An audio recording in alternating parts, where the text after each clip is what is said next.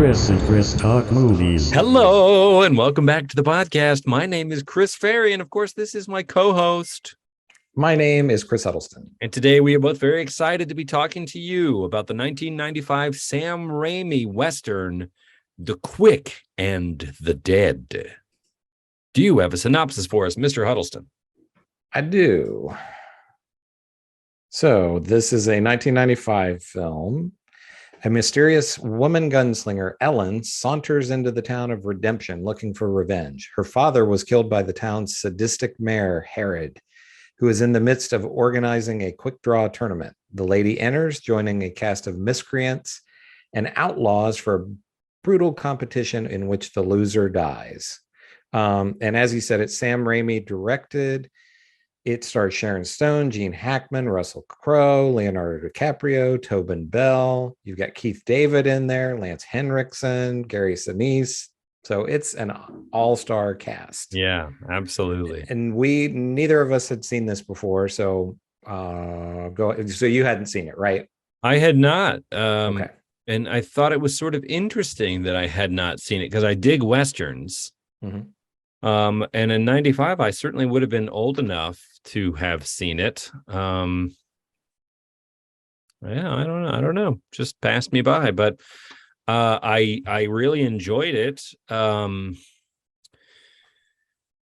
our last episode, we talked a little bit about style versus substance, and there is certainly a lot of style to this film. I think there's a good amount of substance too. I actually enjoyed the film for the character development. Gene Hackman as a bad guy is always a treat. I think he's a great bad guy. Leonardo DiCaprio, everybody's handing in a good performance here. You get to see people playing a role you don't normally get to see them. Like Leonardo DiCaprio is a gunslinger and is extremely cocky, and he's just very bravado forward in a way I don't see him in a lot of roles in his more mature, more recent films when he's a competent, tough guy.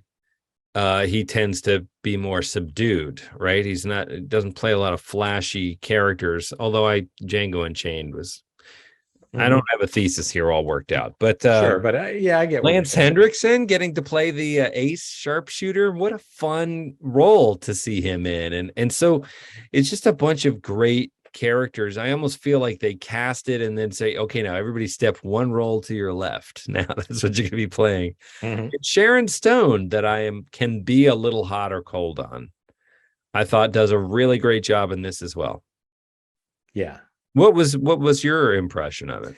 So I really liked it too. This is very much in the what I would call the popcorn Western kind of genre. So this is, kind of more modern Western films because, as people pretty much know, or maybe people who are really young don't know, Westerns were they were the superhero movie of their day. And then they died off. And then it became this kind of thing of where we get one or two big Westerns a year or every few years or whatever. But so this is very much in the vein of like Tombstone or Silverado or, maybe even like Young Guns or something like that. It's a fun, it's a lot of fun. You have Gene Hackman is more or less playing his character for Unforgiven, that kind of villain thing. And it's fun to artifice of, like in that, he's the sheriff of the town, right? And this, he's just an unrepentant bad guy. Just a rich guy who owns the town. Yeah, literally. Yeah, he's not, they say he's the mayor of the town, but he says, this is my town. And it really, it's controlled by his henchmen. And there's not necessarily a sense that he's making anyone live there.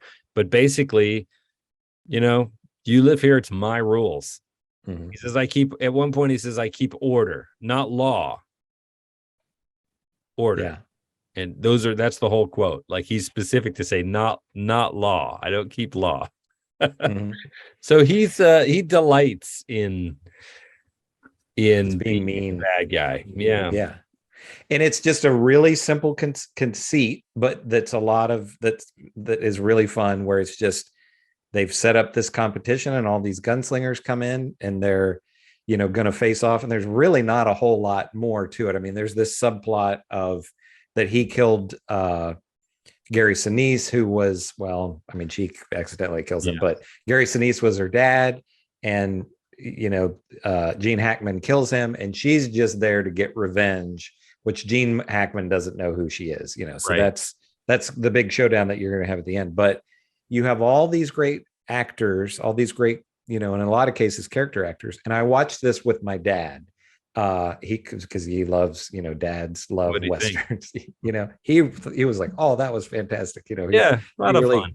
He really loved it. But at one point he goes, when you see Leonardo DiCaprio weighing about 120 pounds or something, and this is 2 years before Titanic, he has a little fuzz on his upper lip, like that's the most he could grow, and it seems very plausible. Yeah.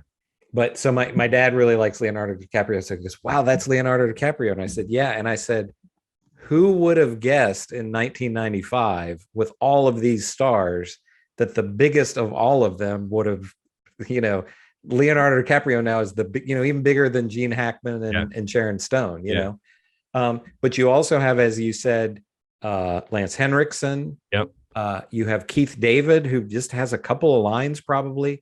Yeah, but he's great, and he's great, a terrific actor. Yeah. Keith David and Lance Henriksen, even if they are in a movie that's bad, those guys have never been bad. And I think that scene between Keith David and Gene Hackman is, and I really enjoyed the whole film, but it's one of my favorite scenes. It's just two guys. The swagger in this movie is so enjoyably done, because all of these characters are people who really think they're the best gunslinger, that they've got death on their hip in their holster, and that none of these other clowns can beat them. And, that's a thing you see a lot in Western movies, but I feel like this movie really lands it. And there's a scene they have in Hackman's sort of drawing room where he's trying to figure out, he's like, you're a hired gun, and I'm trying to figure out who hired you. And he says that's confidential, but they're sort of being polite. And then they get to a certain point, and Gene Hackman goes, well, when this rain dies down, let's see which one of us is better, or something to that effect. Mm-hmm. Like, there's no fat in this movie. It just gets on to the next thing, and people aren't shy about their bravado, and they don't apologize for their ego or their attitude, and they just wear it with this enormous confidence. And then, of course, there can be only one. It doesn't start as a gunfight thing to the death. I mean, obviously, if you're facing another guy down with a gun, you could die. Mm-hmm. But people are shooting each other in the shoulder, or the hip, or the thigh. And for the first round anyway, it's not necessarily that the loser is a dead man. You're out, you lost. And then at some point, Hackman, who changes the rules frequently throughout, changes in the rules and says, okay, now it's to the death. And everybody's like, they don't really have a choice in the matter at that point. Yeah. They just ratchet up to as high as they can go. Yeah. And the other, so you're watching this movie, and I didn't know who was in it before I watched it. But Beautiful Mind, Russell Crowe. Oh, I was just gonna say I didn't even mention. I didn't even know Russell Crowe was in it, and then they're like, "Oh, bring the preacher in," and I'm like, "It's Russell Crowe." And this is 5 years before Gladiator. Everybody is in this movie, and he does a great job. Everybody does a great job. Yeah, yeah. And this is to kind of compare this to the Gray Man movie that we watched. This other, an action movie. Yes. And this has some of the stuff that I mentioned with that, the tough guy talk, and like, they're shooting over buildings and all that kind of stuff. But it's not, kind of beating you over the head with that. Right. You feel like these are, there's some cheesiness and all that, but these characters feel somewhat three-dimensional. They don't all just seem like cartoon characters. And they're archetypes. Russell Crowe they call him the preacher. He's put on a collar, but he used to run with the Hackman's character. And so he's a match for Hackman for sure. And Hackman forces him to participate just because it rubs him the wrong way that this vicious killer is trying to go straight. And then the Lance Henriksen characters are kind of a Wild Bill Hickok knockoff. He's got long black. I kept wondering if that was really his hair or a wig. I couldn't really tell. And the mustache, and he's sort of got aces of spades kind of all over him, and he's a flashy trick shooter with an attitude. There's a Native American guy that he calls a speckled horse or spotted horse or something like that. He's like, I can't be killed by a bullet. I've been shot 7 times. So there are big, broad archetypes, and I suppose you could call them cliches. But I feel like this film really pours humanity into these. I prefer archetypes because the characters feel, it's almost an allegory. It feels like they are kind of representative of a certain thing. And Sharon Stone is the loner, the daughter who watched her father die at the hands of this man, and she's driven by vengeance. And there's a little blind kid in town, so it's almost like it's just these are almost paper cutout characters that they then cast great people in, and like, no, I really want you to have some fun with this and connect with the motivation and figure out their relationship to each other, and we're going to show all of that. So unlike The Gray Man, I think that this one engaged me right off the bat because I started to care about these characters. Yeah, it's a little cheesy and it's a little over the top, as you might expect from a Sam Raimi film. It has my pet peeve in it, which is all of these costumes look newly made. It looks like somebody designed this costume. Like, she comes to town and I don't think she's in the same outfit twice. Like, she rides into town on the back of the horse. I'm like, where's the chifforobe where she had these other 38 outfits? And they make a big point with a character to have them with nasty, gnarly teeth, but then everybody else has their modern day teeth. She's gorgeous, right? And everybody else has got these rotting teeth. Yeah. And there is a scene in which at the very first showdown, they're out in the main street, like you'd expect the town, but the townspeople are just all around. Like, there's people standing 20, 30 yards behind. I'm like, you're not going to want to be behind him, I think. Yeah. You put a lot of faith in these people's aim, like, get clear of the range of gunfire. Yeah, exactly. But, and the bad guys are really bad guys. They loved it. They keep beating, and I wasn't even really exactly sure why, but they keep beating on Russell. They just hate Russell Crowe. Like, him. Kids beat on him. Yeah. Everybody throw horse apples at him. Yeah. He just faces just constant abuse, Yeah. But it's interesting to see Russell Crowe has this big head of hair, this has all this hair and everything. Yeah. You remember what a good looking guy he was. Yeah. I mean, look, we all get old and some of us are picking up too, but one of the things that I really liked about this, and this is something that I love in general about modern Westerns. So I'm talking about Westerns like kind of from 80s on, right? Is not to say that they didn't do this prior to this, but Westerns may have the best sound design of any genre of film.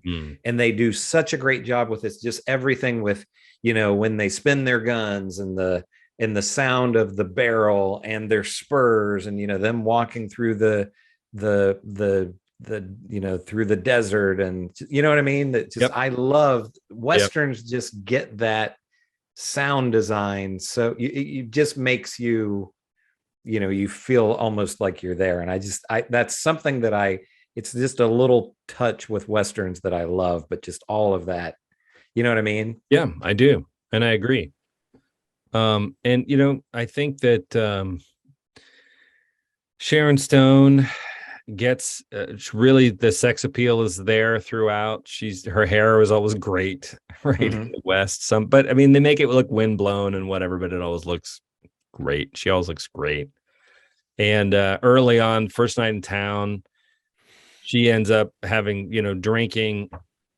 Like, I think there's a moment of shock when she actually sees that Gene Hackman character for the first time. Right.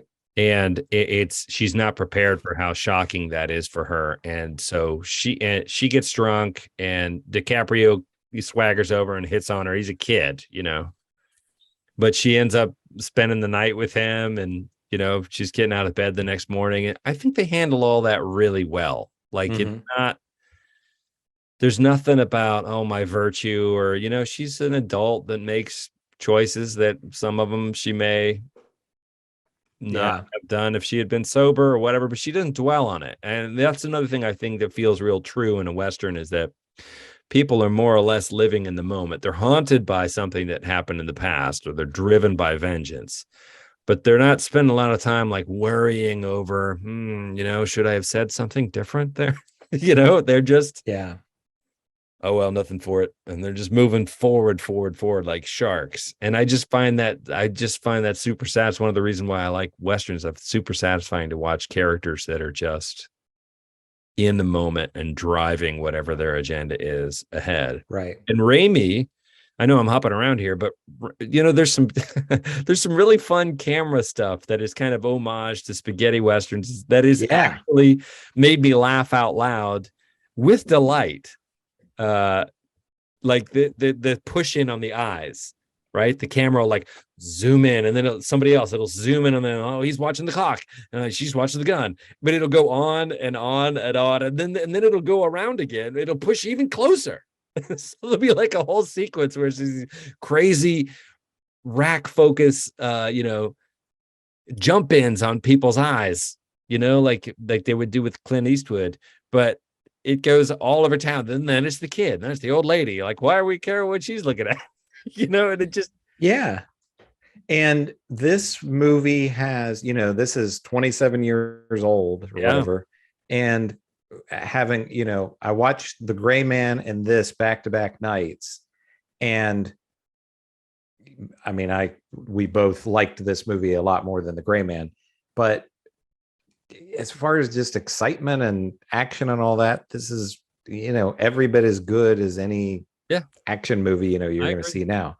I think, I mean, will I say this is a perfect film? No. And will it go down as one of my favorite Westerns? Maybe not even that, but I really enjoyed it. I thought it was super entertaining.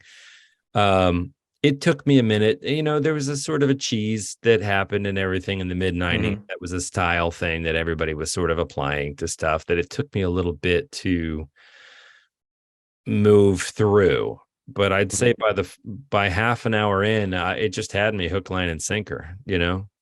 Yeah. And you know, I don't really remember much about the release of this film or anything, but, you know, 1995 for me would have been peak movie watching time. I was just watching everything, you know, all genres, and, you know, bad stuff all the way up to Academy Award type films. And this is one that I just never got around to for whatever reason.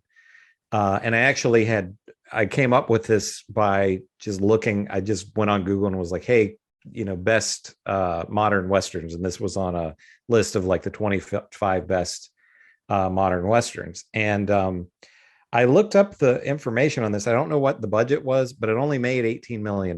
So it, you know, even in 1995 dollars, that was probably a flop. So, you know, I would say this is a film that is, you know, must be kind of an underseen, underappreciated film. And there are some of the more modern Westerns that are favorites of people, one being Tombstone. And I don't know how long it's been since you've seen that, but I watched it in the last like 5 to 7 years, something like that. And outside of Val Kilmer, does this great performance, it doesn't hold up nearly as well as what I expected it to. It's pretty corny now. Well, and Kurt, I like Kurt Russell's performance. Sure. I'm trying to think of movies that I didn't like Kurt Russell in, and there aren't many of them. Yeah, I think he wears that big mustache and that attitude pretty confidently, and but he and Val Kilmer, his characters really make that film. Everybody else is just sort of a supporting distraction. Sure. But I haven't seen it in a while, so that's not. But just for entertainment factor as far as westerns, to me, this is right up there with any of those other movies of that era. It's not Unforgiven. Right. Unforgiven is that's a serious film. Yeah. Unforgiven is doing a very, Unforgiven is kind of a deconstruction of westerns and a commentary on violence, so it's a different thing. But and like you say, this is a popcorn western, and not derogatory way, but this is a movie to sit down and enjoy. And that's not to say that there aren't genuine emotions or themes running through it, but Unforgiven is a film that has things to say. Mm-hmm. And this is a film that is just trying to be, one hell of a great western, entertaining. So I agree with you with that assessment. And this is very much, there's not a whole lot of things. I don't know what kids think of westerns. I have no idea, but this would be one of these things that, like, if you're at a family get like Thanksgiving or something like that. At a rave party. At a rave party, yeah. No, but if you're at like a Thanksgiving thing and you need something that like grandma can watch, that you can watch, and it's not going to make you want to stab your eyes out or something. This is kind of one of those things where people get shot. So there's a little, there's a little of the unsavory to it. And it's Raimi. Yeah. So at one point, somebody gets their head blown off and the camera is looking through the hole in the guy's skull. There's literally for the rating on, so this was on Netflix, and it was rated R, and it just said Western violence. Yeah. So that's kind of and there isn't even, I don't remember there being a whole lot of foul language. Nah, just a little bit. I mean, I suppose you could say the stuff with, it almost kind of borders on sadistic at times, where they're just beating people and all that. But beyond that, I think Gene Hackman's character is a rated R film bad guy. Right. He is a grown up bad guy. There is malice in his eyes. He's one of my favorite actors, Gene Hackman. Oh yeah. Yeah.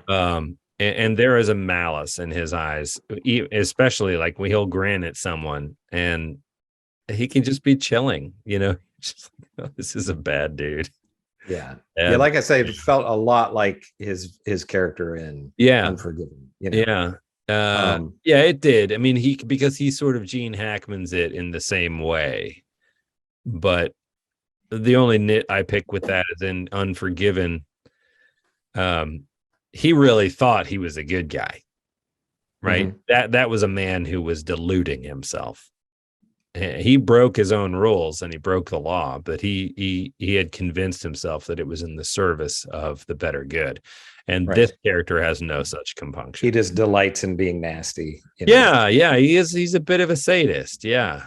And he is an absolute sadist when it comes to somebody like the Russell Crowe character that gets under his skin and that he thinks is being a hypocrite. Mm-hmm. But, he doesn't walk down the street putting cigarettes out on little kids' shoulders or anything like that. No. But, this is, I mean, I guess I should have done a little bit of research, but, I don't know what the circumstances of this film's release were. I don't know if it opened against some huge movie or something like that and just got lost in the shuffle or what, but it's a little bit perplexing that this didn't do better than it just sort of feels to me like all the ingredients of something that could have been a big hit, you know? Yeah. Sometimes the timing's just not right. Sometimes Mhm. it's released in the wrong month, or, you lock and load a thing and, some crazy national event happens and it's people aren't in the mood to go to the movies. It's not always the fault of the film. And I don't think certainly in 95, I don't remember things getting second chances. Like now you said Everything Everywhere All at Once, they're going to re-release it in theaters. I think they're a lot more fluid with that now. They'll say like, I mean, I'm sure they have math that they do, but they say, this might, let's put it out there again. Or find another place to screen it, or widen the distribution in different channels. But in 95, it was still very much like, we booked it in the theaters and we put it in the schedule. And then you gotta pull the trigger and the dice will roll and they land where they land. And it felt like sometimes, even if it was a good movie, it just wasn't, it could have been ahead of its time, even. You know what I mean? Yeah. And it's possible, I wouldn't even say with this that it's, I never felt like, and like you said, she's fine in this. I never felt like Sharon Stone was a great actor. Like she went really far on being beautiful, isn't uncommon.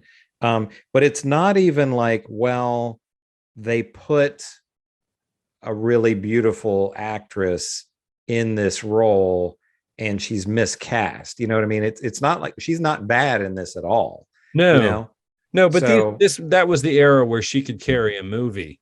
Yeah. Just as a name. And you remember we watched Fatal Attraction. Basic Instinct. I'm sorry. We ought to watch Fatal Attraction too. Sure, yeah. Basic Instinct. And she sizzled in that. Sure, yeah. And I agree with you. I don't think she's Meryl Streep, but no, but yeah, she's fantastic. Films that she, and the camera loves her. She's gorgeous. Right. I think in this one, and it's part of the style of the whole movie. They could have afforded to muss her up a little more. It would have felt more believable to me. Right. She always looked like she just walked out of the hair salon or something trailer. Yeah. Where they just made her look pretty. And I can't imagine anybody in the Old West looked, people just wouldn't have been very clean. Well, you talked about her teeth. Like nobody has teeth like that. Those are straight and whitened and they gleam. And I mean, she's a movie star and she looks like a movie star in this. And so does DiCaprio, but I think that DiCaprio, there's more of the Streep gene in him. I think that he has an instinct to find a character and try and burrow into that character and live in that skin. One of the things that's interesting about DiCaprio to me, and it shows in this film, so I don't know exactly what his age would have been, but he was such a babyface guy. Yeah. That even once he was older, it for me, it's really been in kind of the last 10 years or so that he kind of like grew into being an adult.